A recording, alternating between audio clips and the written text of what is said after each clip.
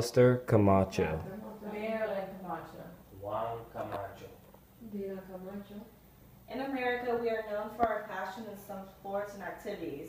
The only problem is that some activities are more advertised than others. We know about football and what we do in football. We know about basketball and how to play basketball. We know about baseball and what it takes to play baseball. We even know about drama club and chess club. But the only thing we do not know about is color guard and what it does.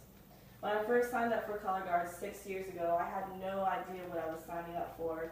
After making the team, joining the team, and being on the team, the activity was no longer an activity. To me, it became a passion, and the memories became something that would last a lifetime. Being in color guard for 6+ years and teaching for another 3 years has soon made me understood why the activity is so important to everyone who does it. Although color guard is not considered a sport, the activity requires the endurance, mind stability, and persistence of an athlete. First, I'll discuss the history and meaning of color guard, and then I will explore the requirements it takes to do color guard. The activity of color guard is always undermined by those who do not make the effort to see what we do. The activity, which deserves to be known as a sport, has a long history in attempting to make this activity well known to the general population. The history of color guard begins in 1861 at the start of the Civil War and only became associated with the marching band around 1940. Color guard is basically where you dance, spin a flag, saber, and rifle to tell a story, which is winter guard, or to entertain, which is marching band. Before 1978, color guard was only where you moved your flags up and down, side to side. You didn't really do anything until winter guard creator Peggy Smith decided to actually spin the flag, create motions, move her body with it, do different angles, change the flag, tell a story. After 1978, color guard became more enhanced to harder and more elaborate presentations. Now there are over 500 groups that compete year-round nationally and internationally. Knowing the history of what makes color guard what it is today, let's discuss the differences between marching band and winter guard.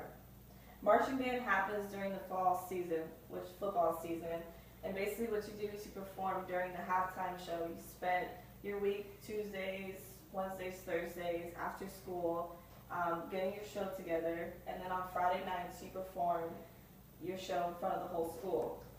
Some schools actually compete to present their halftime show to everyone else. Championships happen in the Colts Arena in Indianapolis. And then now I'm going to show you a clip of marching band.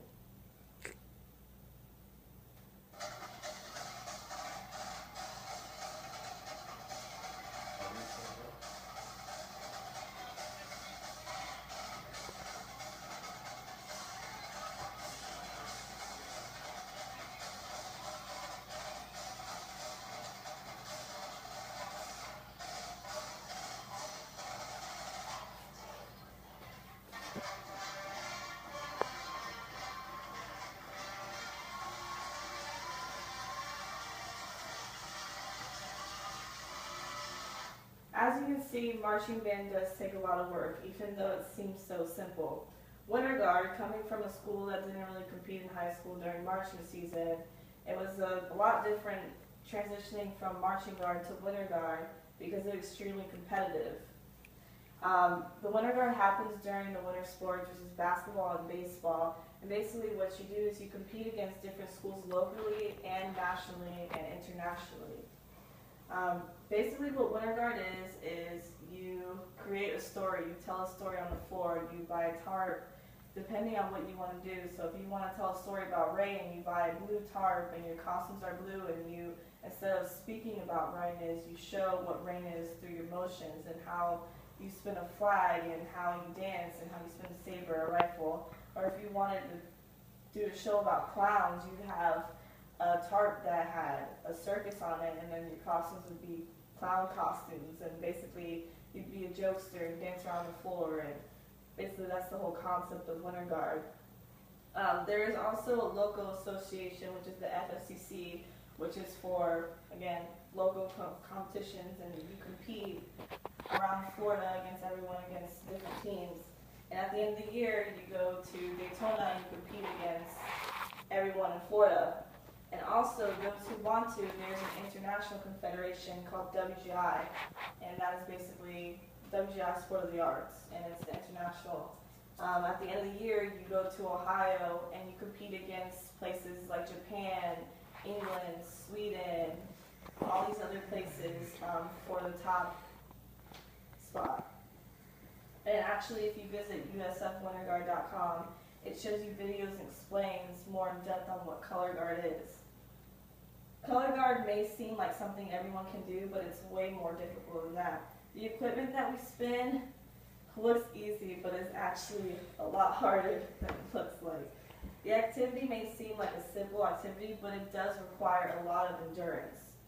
Like I said, for winter guard, you are running 5 minutes straight while spinning or dancing. Marching season, you're running 10 minutes straight while spinning and dancing and doing all this other stuff without messing up and without breaking. Color guard requires no formal training whatsoever, just a willingness to learn. I came into the program with no training at all. I was awful, and after 4 years of training, I actually was able to move into the independent. And the equipment that we have is a flag, which is this, and it's what beginners use to spin. And usually everyone spins this at one point, but usually we keep this for the beginners. And then we have the saber, which is the one equipment I hate so much because it fractured my finger. This equipment is actually for more advanced members. You have to have at least 2 years max of training to be able to spin this. It does hurt when it hits your hand.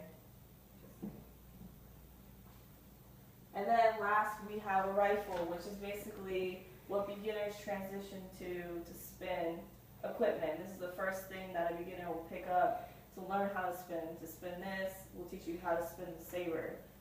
And that's the main point of that one.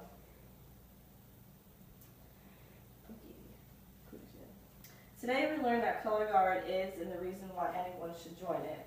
Although color guard has its downfalls, the memories you make in the end are completely worth it.